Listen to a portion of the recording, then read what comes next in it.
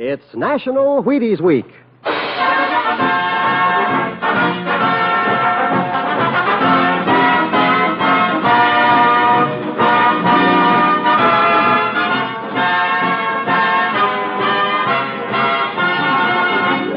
Yes, it's National Wheaties Week, and Wheaties presents Dangerous Assignment.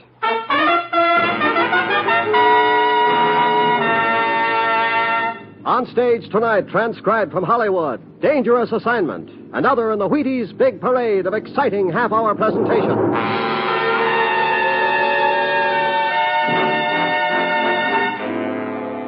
Dangerous Assignment, starring Brian Donlevy as Steve Mitchell.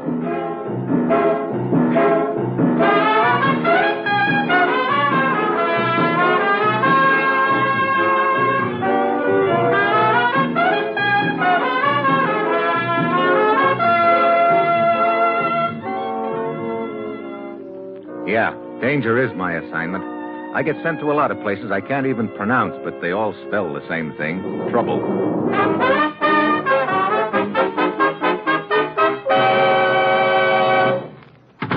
Morning, Commissioner. Steve, ever done any snake charming? Well, I've tried my hand at charming, but I think they'd resent being called snakes. Why? You're leaving for Bombay, India on the next plane. To study snake charming? There's a snake somewhere in this deal. How you get him out of his basket is up to you. What's the deal? An American named Carter went to the Indian province of Kwalani to sell farm machinery.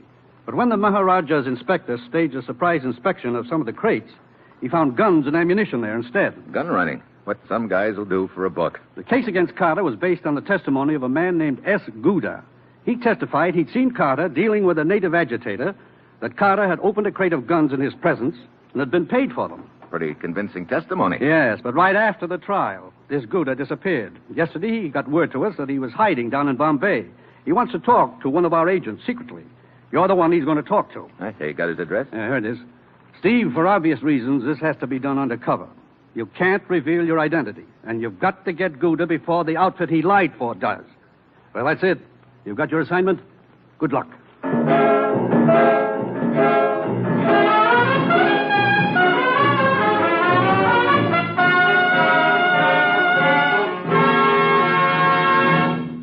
Dangerous Assignment will continue in just a moment. Now, here is the Wheaties man, Frank Martin. Here are the simple rules for a happy National Wheaties Week at your house. Go to your grocer, buy some Wheaties, and start your breakfast with them every morning. See if you don't honest and truly feel a difference. See if the vitamins and minerals whole wheat has to offer don't add up to energy the Wheaties way. There's a whole kernel of wheat in every Wheaties flake, you know. A whole kernel. So, won't you join us? Get Wheaties, the whole wheat flakes with the naturally sweet whole wheat flavor. Wheaties. Try them at least once during National Wheaties Week.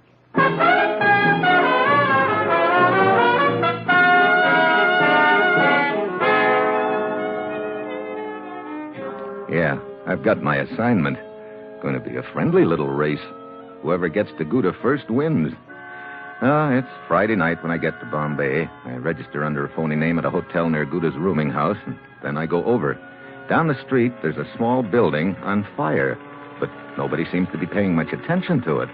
Inside the rooming house, a bored-looking clerk is lazily sketching on a piece of paper. Good evening, sir. Hi. May I help you? No, thanks. I know the room I'm looking for. Say, you people take your fires pretty calmly around here, don't you? I beg pardon, sir? That building on fire down the street. Back home, there'd be a crowd a block thick around it. Oh, that. A man died of the bubonic plague there. That's why they're burning the building. Plague? No wonder there's no crowd around. Oh, such things are not unusual here, sir. Pleasant thought. But you have given me an idea. The burning building might be a good thing to sketch. Room 7, yeah. Who's there? The guy you wanted to see. How can I be sure? Well, you might try opening the door. You alone? Yeah. Come on, open up, Gouda. You must not mention my name. Come in, quickly. Now, your credentials, please. Here they are. So, did anyone follow you here? Not that I know of. Why? I had to go out for a while this evening. I believe someone was following me, but I managed to give them the slip. Look, what is this that you want to tell me? I was paid to give false testimony against the American, Carter. I see. Who paid you and why? They only gave me half the money they promised me. Who's they? The ones who really smuggled the weapons into Kualani province. They said if I tried to betray them, they'd kill me. But I will have my revenge. If I tell you their names, you must protect me from them. Oh, I'll do what I can. Very well. There are two of them involved. The closet.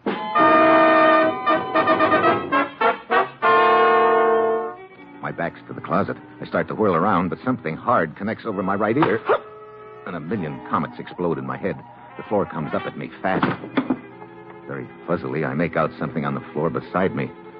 A man's heavy identification bracelet with a peculiar crest on it. I fight to get up on my hands and knees, but I get another clip on the head, and that does it.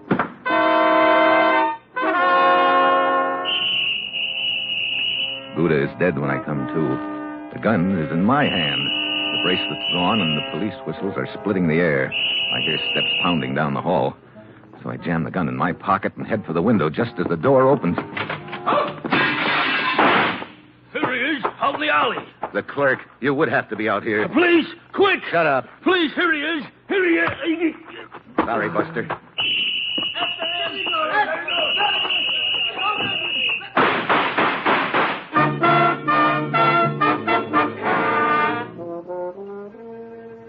And 5 alleys later, I'm back in my hotel room, thinking about the spot I'm in. So the race to get Gouda has turned into a dead heat. Gouda's dead, and the heat's on me. It's a neat frame. The U.S. agent bumps off the key witness in a case against the U.S. citizen. Well, morning comes, and I get hungry, so I go downstairs. A little beady-eyed gent in a turban is sitting in the lobby, but when he spots me, he jumps to his feet. There he is. The men police are after help. Police! So I'm on the run again. I go out the back door and down the alley, wondering how Beady Eyes was able to identify me. I slip into a little Chinese restaurant down the street. Good morning, sir. Hi. How about a little breakfast? Oh, but of course. Tea and rice. No, ham and eggs. Oh, so sorry. Tea and rice. That's all you got? Dried fish? I'll take tea and rice. Oh, here is newspaper. You like to read about big excitement last night? Excitement? Oh, please, sit down. We'll wipe off table. What excitement are you talking about? Oh, it's all in newspaper. We'll turn back to first page. Killing last night, only short distance from this place. Man got away. But I know what he looks like. Huh? How do they know? Oh, clerk at rooming houses, artist student. He draw good picture of killer. What? See, big sketch of killer's face. You see, he looks like his face. Oh, please do excuse me. One moment. Must see what's going on in the kitchen.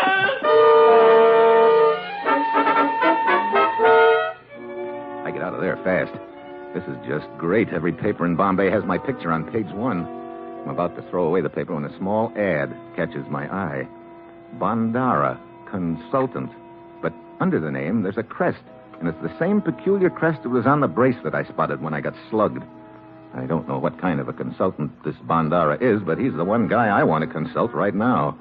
I go to the address in the ad, but before I have a chance to knock, the door swings open. I can hear music. The room is heavy with drapes and incense.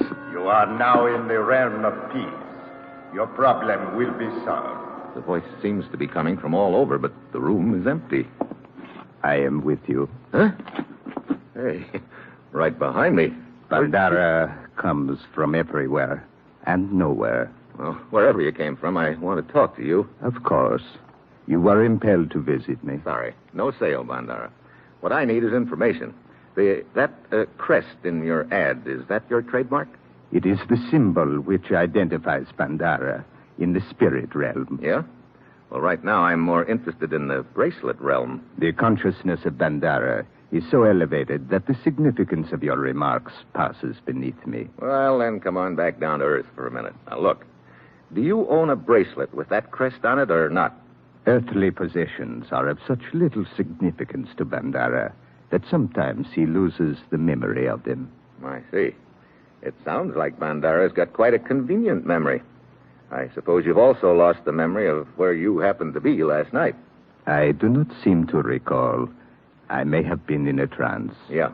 And you may have been putting me in a trance with a gun barrel over the ear. Bandera's only weapons are words of wisdom. You are now in the realm of peace. Your problem will be solved. Brother, with the props you've got, you could make a fortune in Hollywood. Thank you. Oh, Bandera, I didn't know you were occupied. Mrs. Trevelyan, if you will wait in the other room, I will be with you shortly. I believe this gentleman is about to depart from the realm of Bandera. Righto. And how's the little romance coming along, Bandera? Earthly attachments are but symbols, Mrs. Trevelyan. Oh, of course. It's frightfully difficult to realize that at times. I believe you were about to... Yeah, depart from the realm of Bandera. But don't be too surprised if I return to the realm soon. Outside, there's a girl coming along the sidewalk reading the newspaper. She glances at me and hesitates and gives me another look. Then her eyes flick back to the newspaper. She speeds up and turns into the shop next door.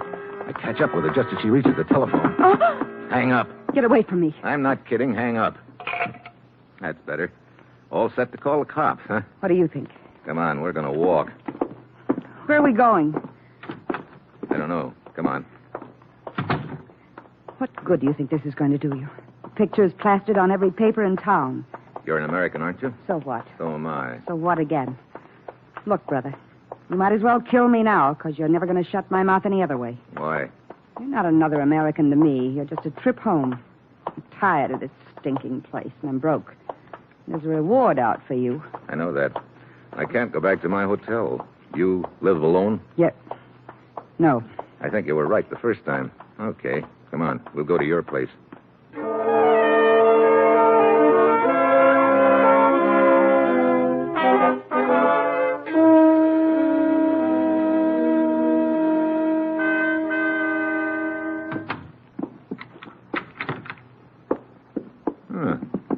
Nice place you have here.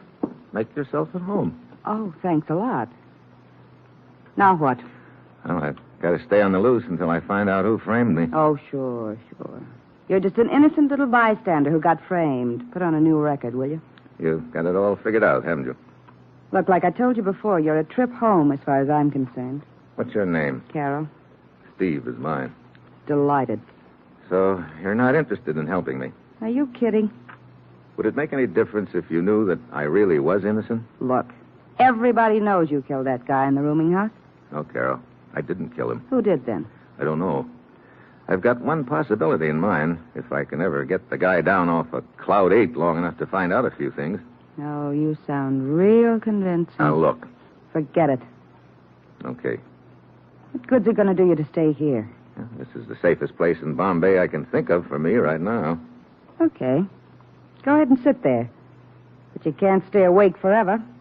And the second you doze off, you're a dead pigeon.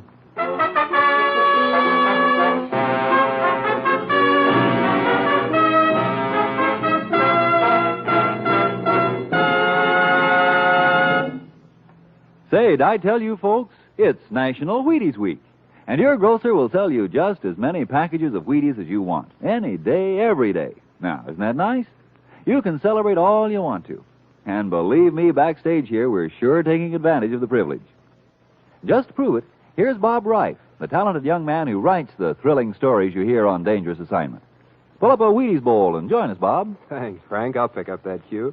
Sure, I'm a Wheaties man, but isn't everybody? We sure hope so, Bob, especially during National Wheaties Week. National Wheaties Week. What a week.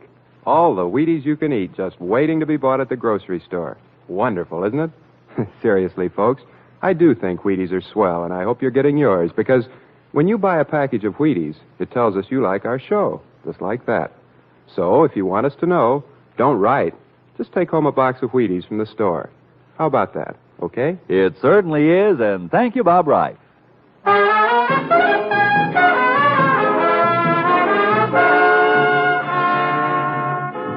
And now, back to Dangerous Assignment and Steve Mitchell.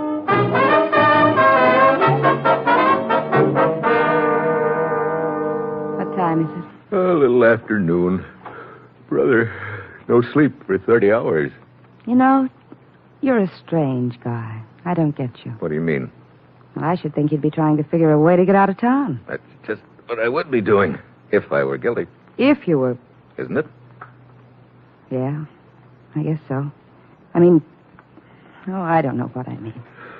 Oh, boy, that sunlight feels good. You know, when this deal's over, I'm going to hit the sack for about a week.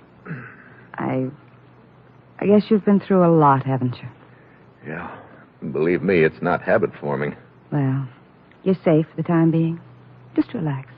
Yeah, I'm so relaxed right now anymore. Steve. Steve. Hey, come back here. Almost, but not quite. Let go of me. Let go of that door. Okay. Well, you can let go of me now. Yeah. Yeah, I guess I can. No. No, don't. Hmm? Oh, Steve. Well, I'm so mixed up. you didn't seem to be a moment ago. You were trying your best to get out that door. I'm glad you stopped me. You didn't kill that man, did you? No. I tried to make myself believe you did. I thought I was being so tough about it. I thought I could get enough money out of the reward to get home on. So, what happens now? I guess that's up to you, Steve. I'm not going to try to call the police anymore. You can stay here if you want to. Look, there's nothing I'd rather do right now than stay, believe me. But I'm not going to get this deal figured out sitting here. Where are you going? To the realm of peace. Huh? Oh, skip it. I'll tell you about it when I get back. Okay. We can talk about it over a drink. Yeah, maybe I'll have something to celebrate by then.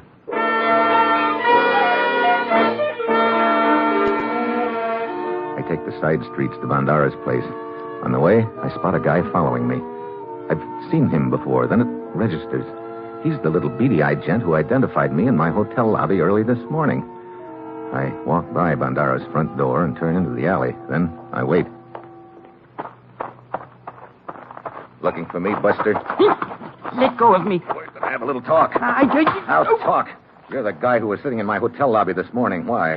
Why, I was waiting for a friend. Who are you? I am Ahmed. Please. Why were you following me just now? But I was not following you. I was just taking a walk. Yeah? How come you were able to identify me this morning? Your picture was in all the papers. I saw it just before you came downstairs. I read about the reward. Guess again. The newspapers weren't on the streets then. You couldn't have seen my picture. Come on. Open up or else... No. I will tell you how it all came to be. I'm listening. Well, you see, I have a cousin who lives here in Bombay. I came to visit him for the weekend. Quit stalling. But I am telling you the truth.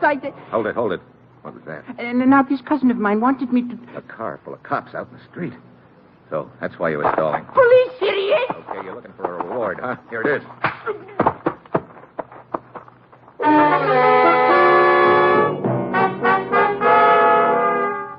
I duck around to the back of Bandara's place and find a window that's unlocked. I open it and ease myself in. I'm in Bandara's bedroom. It's empty. I start tiptoeing through the room. Then I freeze. There's a painting on the wall. I take a long look at it. Good afternoon. Huh? Well, you specialize in popping out of nowhere, don't you, Bandara? Most people who seek my help specialize in entering through the front door. You must have an electric eye on these windows, too. Those who seek to enter the realm of peace by stealth do not find peace. Well, maybe not, but sometimes they pick up a little information. A little information is a dangerous thing. Well, it's better than none. Strange. I have no consultations at this hour. Who is in charge here? This is the police. Hey. Police? Bandara has no traffic with the police. What do they want with me? You go find out. I'm leaving. I go out the same way I came in, the back window. I know they're closing in on me. Unless I think of something fast, I'm a dead pigeon. Then I spot a battered delivery truck down the alley. The driver's just sliding in behind the wheel when I get in with him. I recognize you. I thought you would. No. Do not get back there. Too late. I'm already back here. Get this jalopy started. Very well. Okay, let's go. Look. What? Down the end of the alley. Cops swarming all over the street. Okay, we're going through. But they will stop my truck. Don't let them look back here. But what will I tell them? That's up to you. So you better think of something real convincing. Because I'm going to be lying here beside this box in back of you. And my gun's pointed right at the back of your head. Halt! Okay, pull up. Get out. We're going to search your truck. But why? We're looking for a fugitive. I said get out. No, you cannot search this truck. What's that? I said you cannot search this truck. So, then the fugitive is here. No, I am carrying a dead man. Let me inspect this dead man. Very well, but this man died of the bubonic plague. What? Get your truck out of here at once!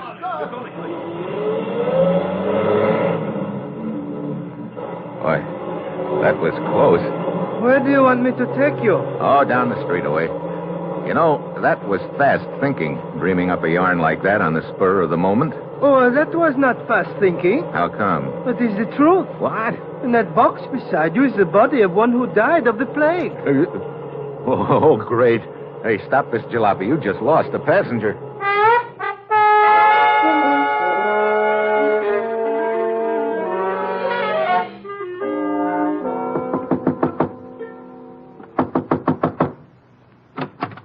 Steve, Hi, Carol.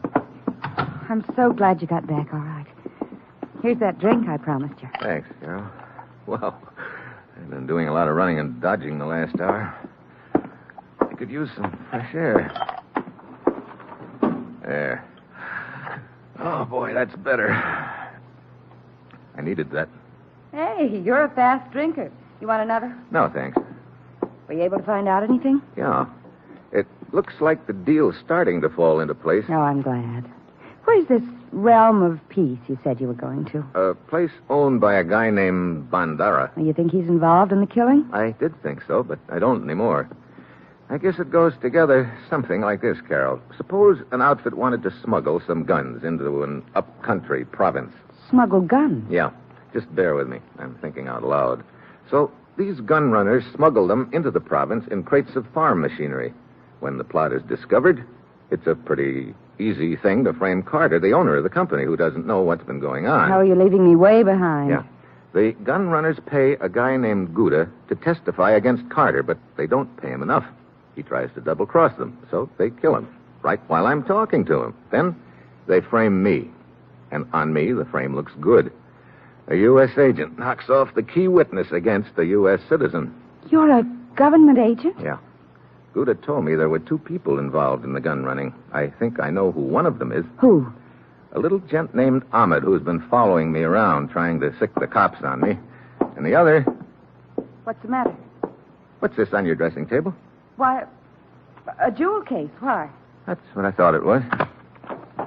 Steve, don't. Well, what do you know? A heavy bracelet with Bandara's crest on it. I guess I should have thrown that away, shouldn't I, Steve? Yeah. I thought you were unconscious when you hit the floor. I didn't think you'd seen it then. It broke when you clipped me, didn't it? How'd you find out about me, Steve? I saw a painting of you in Bandara's bedroom. Then I remembered one of his suckers kidding him about a romance. I put two and two together, and they added up to you. Bandara gave you his bracelet. You were wearing it last night when you killed Gouda and slugged me. I'm sorry you found out, Steve. I knew you had. I saw it in your eyes when you walked in a minute ago. And I'm sorry. I wasn't kidding about liking you. I guess I kind of liked you, too. That's why it was so hard for me to do what I did. What do you mean? That drink I just gave you. I poisoned you, Steve.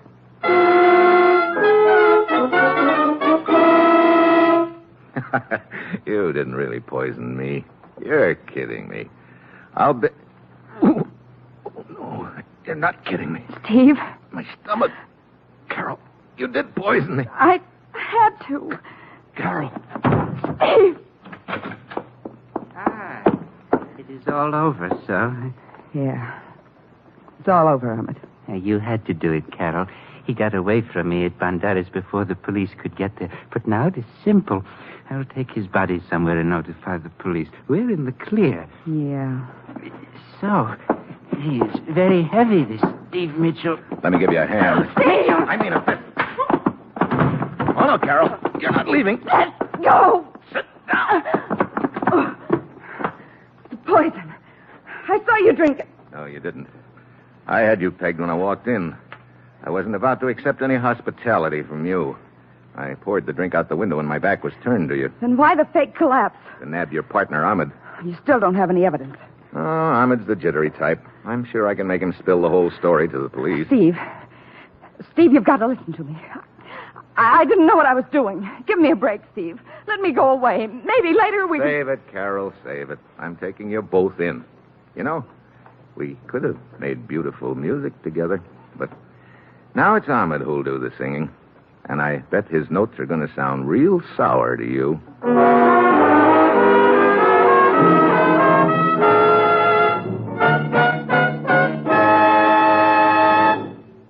A fine National Wheaties Week performance. And here's the man who made it so, our star, Brian Donlevy. I stayed to ask you to buy Wheaties this week. If you enjoy Dangerous Assignment, it would give me a lot of pleasure to know it. And I will know it if you'll get those Wheaties. Will you do that? Thank you, Brian. And folks, let's all buy Wheaties for Brian Donlevy, just to let him know we think he's great on this show. Let's get to that grocer in the morning and tell him we're there about Wheaties. There's a whole kernel of wheat in every Wheaties flake, you know. Yes, a whole kernel of wheat in every Wheaties flake. No wonder I keep saying, see how Wheaties at 7 can help at 11. Breakfast of Champions.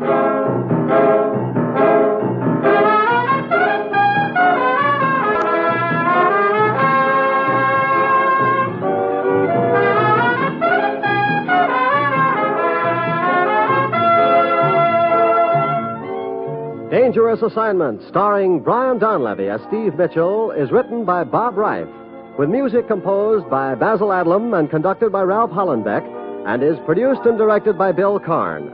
Join us again next Wednesday when Brian Donlevy as Steve Mitchell embarks on another dangerous assignment. And this is the Wheaties man, Frank Martin, inviting you to listen Friday night to Dimension X on the Wheaties Big Parade. See you then. And remember, it's National Wheaties Week. Come on, everybody, to the Wheaties party. Eat a lot of Wheaties like the champions do. Dance together, cheek to cheek. This is National Wheaties Week. Eat a lot of Wheaties like the champions do. Wheaties, a breakfast of champions.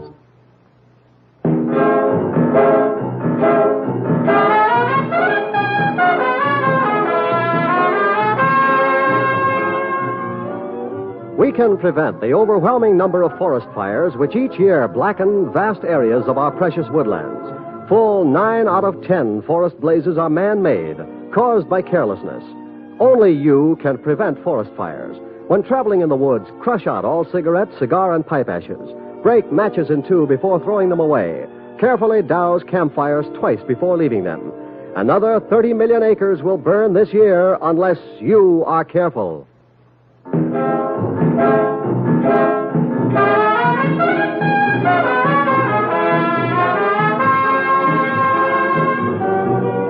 Dangerous Assignment came to you transcribed from Hollywood. In just 2 weeks, the great Gildersleeve returns to NBC.